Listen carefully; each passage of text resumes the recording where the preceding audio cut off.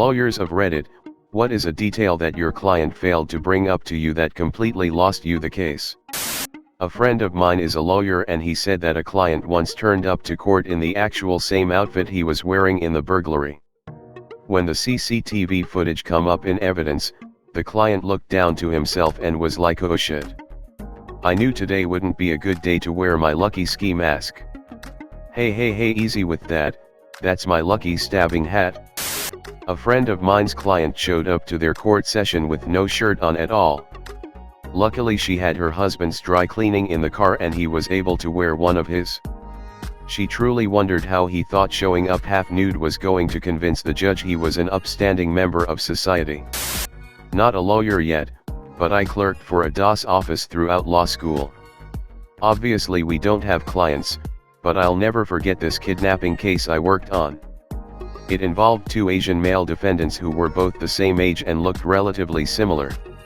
Witness is on the stand and is asked to identify where the defendant who pushed an Uzi into his face is seated. It's clear the witnesses is having trouble differentiating the defendants.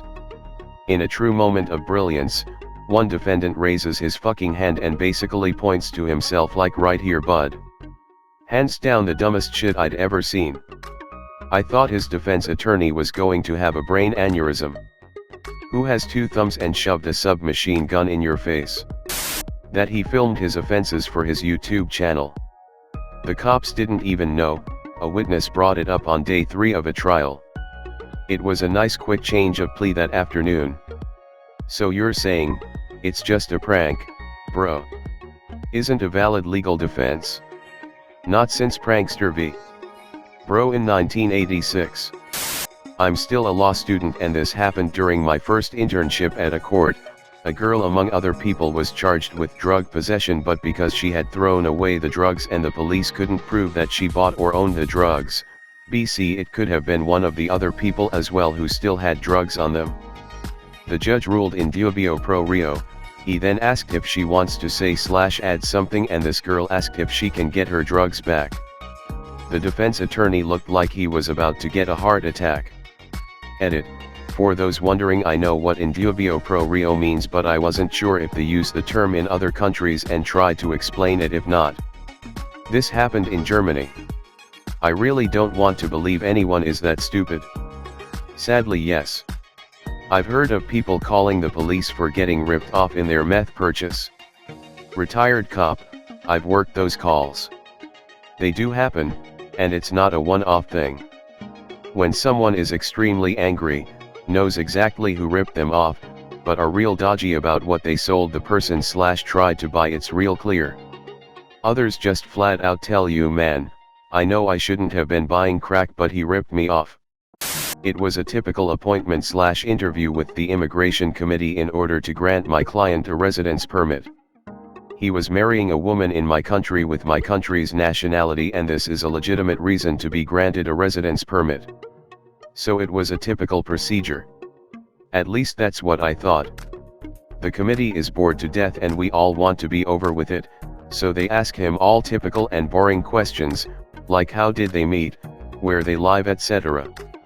They ask these things to identify white/false marriages.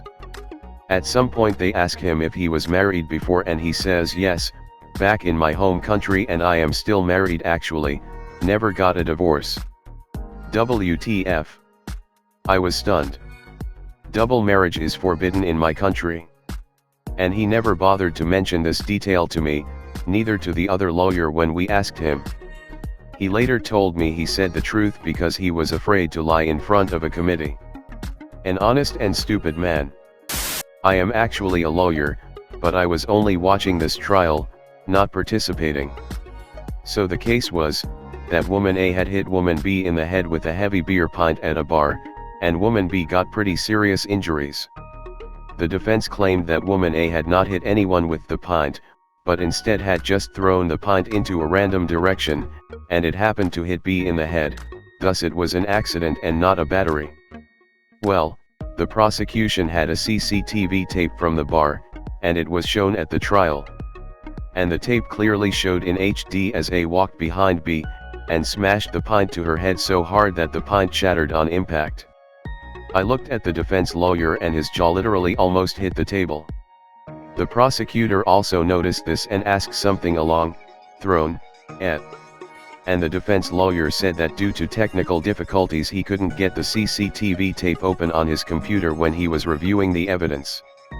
Woman A was found guilty. So yeah, I was completely dumbfounded. Client in family law matter lied to me about using meth.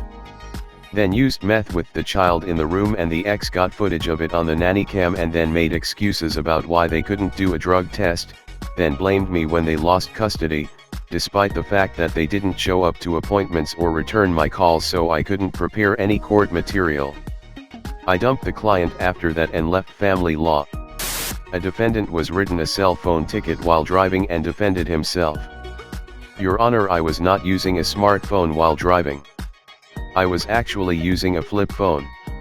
I'm a public defender in an area with lots of meth use. Meth makes most people talk. A lot. So I can't tell you how many clients forget to mention that they got to the jail still high and called their mom/girlfriend/buddy on the recorded jail phone and not only confessed to the crime, but also brainstormed whatever alibi or version of events I'm relying on to defend them. Edit. I'm seeing this question a lot, so I'll add some info here. This is not legal advice. Just explaining things a bit more. Calls to a lawyer are privileged, and generally go through dedicated lines that aren't recorded, depending on the facility. Calls to family, friends, etc. through the normal phones are not privileged, are generally recorded, and can be used in court. There are usually printed signs near the phones and a recorded warning before each call that this is the case. I was in court once for a school journalism project, and there was a woman in court who had been arrested for weed and crack possession when she came to bail out her boyfriend from a separate arrest. Apparently he called her from jail and told her to come bail her out and to bring some weed and crack. The guard overheard him and it was recorded on the jail phone, so they arrested her when she showed up. Employment law matter. He claimed to have been unfairly dismissed over bogus performance management. The real reason, he organized via Craigslist to have someone collect a box of his cum from a children's playground. There were explicit messages from him asking what they did with it, and whether they rubbed it all over themselves. The employer provided us the messages. Edit. He was doing this on company time. Not my client, but the son of the opposing party, and presumably the party himself, lied about being blind to make himself seem more sympathetic as a witness. We didn't know either until he took the witness box. Their counsel asked him to take the oath, and he picked the card up and read it. That was the cherry on top of a series of ridiculous events. The judge dismissed the whole thing in our client's favor shortly after.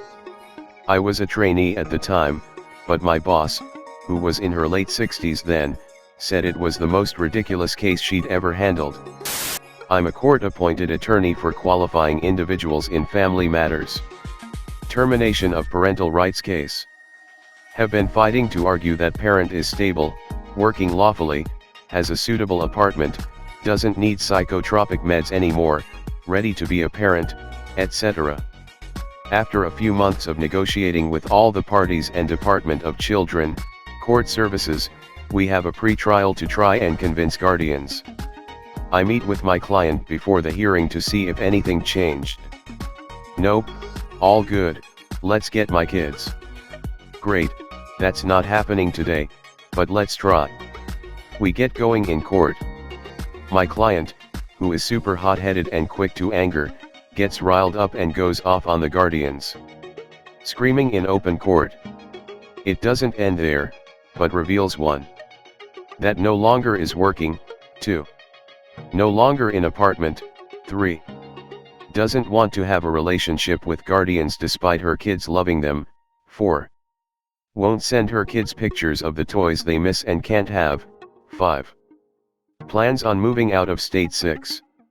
Thinks they can live as a family off of state aid when she gets then back, and is 4 months pregnant. All in the matter of 15 seconds, I was too shocked to even react. Speechless. Not the image of stability and parental fitness I've been trying to paint since last July. Edit to clarify, client was working really hard to get everything right, and legitimately had everything going for her prior to this hearing. I was not making false representations or trying to get a monster reinstated. This was a true bombshell, as I did my due diligence to make sure things were on the up and statutory requirements were met. Things fell apart very fast apparently. This was a very atypical situation. Parents typically do a really good job working hard to meet their requirements. We became a foster family about a year ago. We've had several short-term placements since then, and I always go to the hearings because that's when you can truly find out what's going on.